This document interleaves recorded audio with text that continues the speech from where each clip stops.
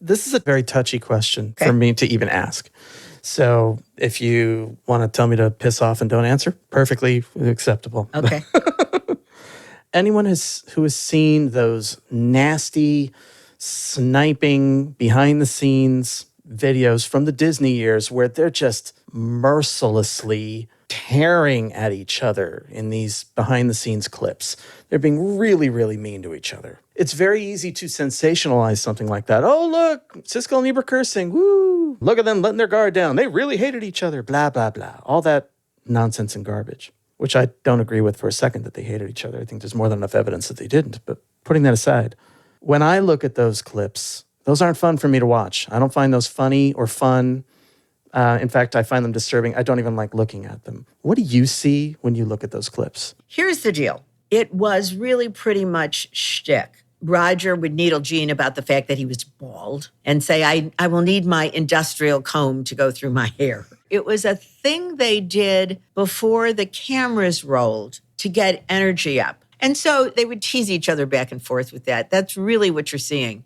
By the time of the Disney show, they were really, really very close. Roger was an only child, and Gene had become like a brother to him, I think. And so what you're seeing there, and it is ugly, is just wit and maybe bad humor because they're tired and they're having to do this again and again. And whoever is rolling tape on that stuff, that's nasty stuff to be putting out there. That really is. I mean, I know there was stuff people would save for the Christmas reel every year, the blooper reel. But for the most part, that kind of stuff shouldn't be. Anyway, yes, don't let it bother you is what I'm saying. It didn't bother them and they didn't mean it.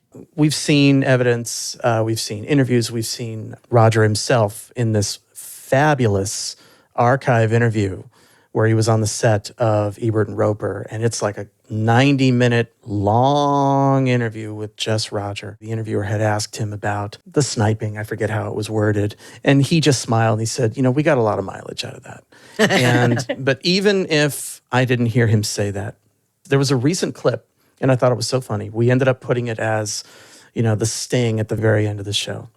And Gene threw a merciless jab at Roger. You're going to need a crane to get Roger out of the seat or just something terrible. And the whole audience let him know.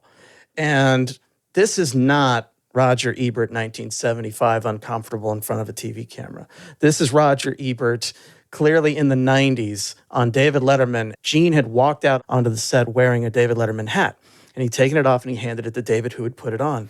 And so when Gene threw that haymaker at Roger without missing a beat, turned to David and said, the last 3 people who wore that hat went bald. And what I love about this moment that never could be captured in our audio podcast is Gene bursts out laughing and puts out his hand for Roger to give him 5, like, nice one, buddy. Yeah. In that one moment, I'm like, these guys know what they're doing. Of course. One of the points that I think is important to make is people talk all the time about how much they remember the disagreements that Gene and Roger had about movies, about a particular movie. Here are the facts. Most good critics agree on movies.